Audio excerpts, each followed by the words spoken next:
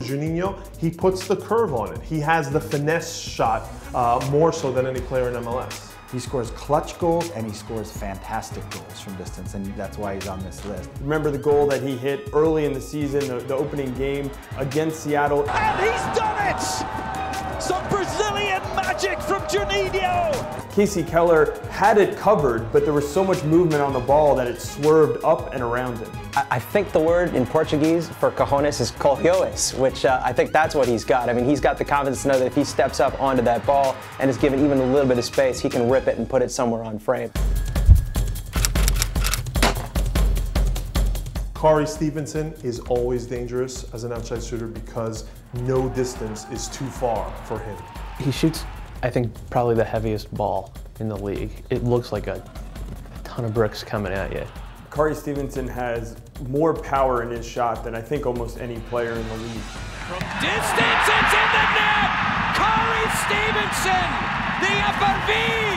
You can see when he lines it up that he just hammers the ball, doesn't give goalkeepers a chance. There are physics at play here that I just don't understand. I don't know how you can take such a short run up and hit the ball that damn hard.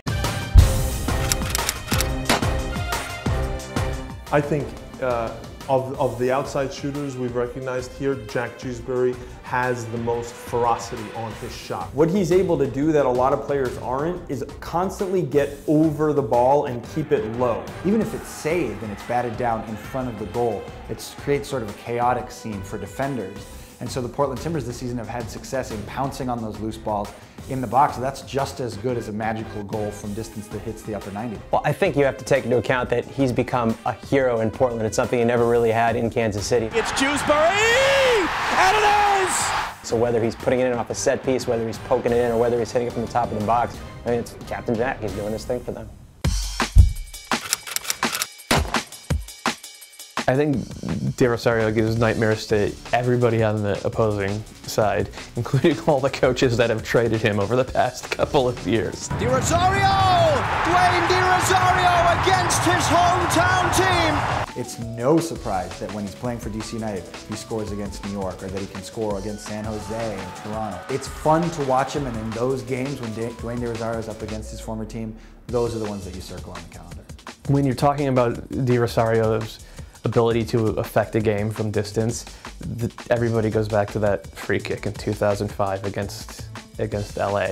Every angle you watch of that play gets more and more impressive as you get lower and lower in behind him. It was unbelievable, and I hate that word.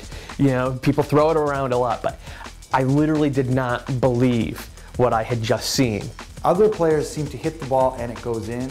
Dwayne De Rosario wills it into the corner from distance. That's what he brings to the league, and he's been doing it for years. With Zusi, it comes down to technique. He can do things with the ball other players around MLS can't, and it shows up in his shots. The way this season has played out for him, everything seems to be finding the back of the net in spectacular fashion. Well, I stand firmly by the grip it and rip it technique. I think from that first shot that he took against Dallas, at Dallas, and he hit that first one, and all of a sudden his confidence starts going, and then you get the confidence to hit that second one, which is the stupidest thing I've ever seen. It's a stunning strike from Zusi. An audacious attempt. I said, Graham, I said, hit it, man. The way you hit the ball and the wind's behind him. And once he hit it and it was in the air, you knew it was going in. I hit it well, and I think Hardy was a little off his line, so it just caught him off guard as well. I think it caught everyone off guard, but especially Hartman. You know, it's a world-class goal for sure, and also the thought process behind it has to get a lot of kudos as well. When you have a gun like Zusi has, and he knows what he can do with that long-distance shot, he's going to attempt it from time to time, and we've seen this year that when he does attempt it, he can hit the net.